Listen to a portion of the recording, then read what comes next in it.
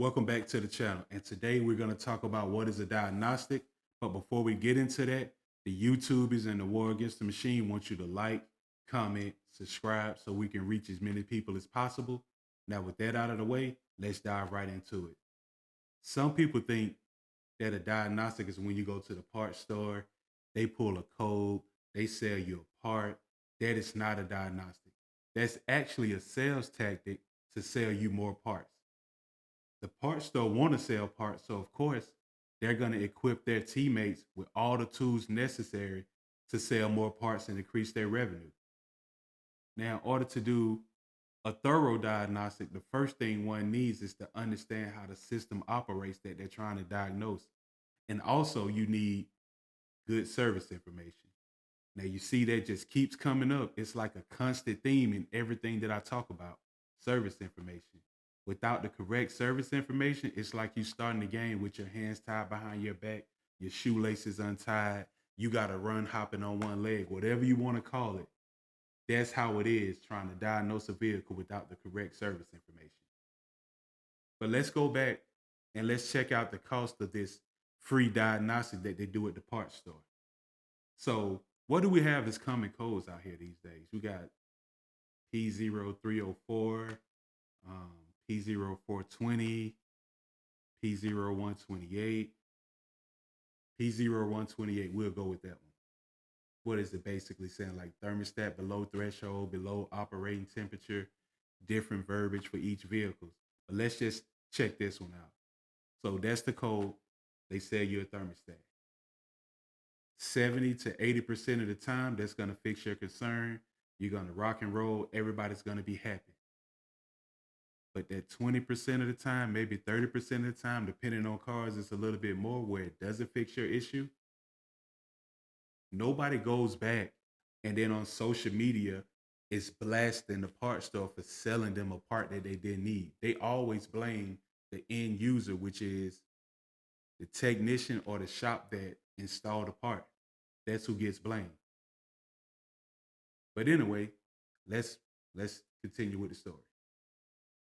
So you get the thermostat. Somebody puts it in. A couple days later, you're driving. Maybe a week or two later, the light pops on. It's the same code. Now you're upset. You're not blaming the parts store. You call the technician back. If it was an independent technician, you call him back. He's like, well, this is what you asked me to do. So this is what I got paid to do. I didn't diagnose the vehicle. If it's a shop, the same thing. Now, most shops shouldn't have done it without doing the diagnosis. But now you can't get your technician friend to do it again. So now you have to take it to a shop. You get to the shop, they're like, well, we have to diagnose the vehicle. What does that entail? A good tech first is going to do a visual inspection. I don't know when the word just happened there. While he's doing the visual inspection, he's going to see if anything is like leaking, maybe do a pressure test, maybe let it run to see if the vehicle is overheating, check the hoses, see the temperature in all the hoses, make sure you got correct coolant flow going to where it needs to be. After he does all these different tests, he may find out that you have a leaking plastic tee in the back that's just leaking coolant. And when the coolant leaks down, now you have air in the system and it can cause that cold. So now the proper fix would be to replace that hose, the three-way T, whatever it is. If the coolant is now low again, you're going to have to refill the system with coolant, which you might as well do a flush. And if the vehicle overheated, some shops are going to want to replace that thermostat that you just replaced. Now, maybe they won't replace it. Maybe they do all the other work, test drive the vehicle, let it run, reach operating temperature, and see if the thermostat opens up or not. But either way it goes, you're still looking at time and money. And now your frustration and your temperature is up to here because you've already paid to have this fixed once. Now in your mind, the shop is just trying to add on more and more because you're at their mercy. And the only thing the shop is doing is just trying to fix your car right the first time and verify the repair and keep you from coming back. And we all know it's frustrating when our cars are down because our cars are a big part of our life. Excuse me. So now let's add that up. You bought a part that you didn't need. You paid somebody to put it on, which cost you time, money, and your effort. And you're frustrated and your vehicle was down. Now you have to find somebody else to fix it, pay them to diagnose it, and to fix the car. So now you paid twice for a free diagnostic. And if the parts store do not warranty the diagnostic that they're giving you or whatever they call it, then why are you letting them do it? If somebody's going to do a diagnostic on my vehicle, they have to warranty it. Meaning, if this does not fix it, you are still on the hook to fix my problem. That's the whole point of a diagnostic. I forgot to mention this, but also with the P0128, it could really just boil down to be a PCM update. That's where that service information come in at. You could do all this work, replace all these parts, and if it needs a PCM update, just to update the parameters that is actually measuring, which trigger the code, you'll never get that car to reset that light.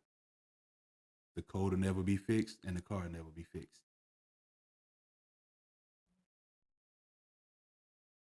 So now that we know more of what a diagnostic is, let's talk about who does the diagnostic, the scan tool or the technician.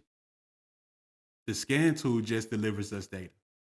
The technician has to interpret that data, or you can call it breadcrumbs or whatever, and follow the right path on this diagnostic journey, which could lead to testing methods, testing multiple components with using various tools. For example, say I have to run a wire with my scope from the PCM all the way to the fuel pump, to the connector of the fuel pump. Now I'm checking voltage drop and I'm checking continuity at separate times. Now, if I have no continuity on that wire, now I need to actually trace the wire from the fuel pump all the way back to the computer through each wire harness that it connects to, pull up the carpet, half the stuff that's in your trunk, whatever I need to do.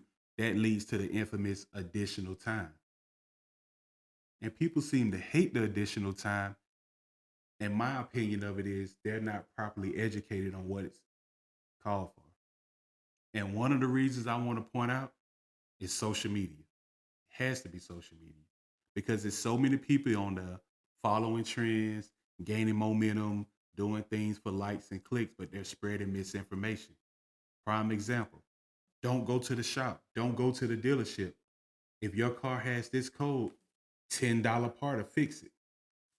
And they're doing it for likes and clicks. And I can almost guarantee you, somewhere down the line, off camera, they actually diagnose that car properly to actually know which part to fix it. And if they didn't, and that part doesn't fix it, you never see that car again.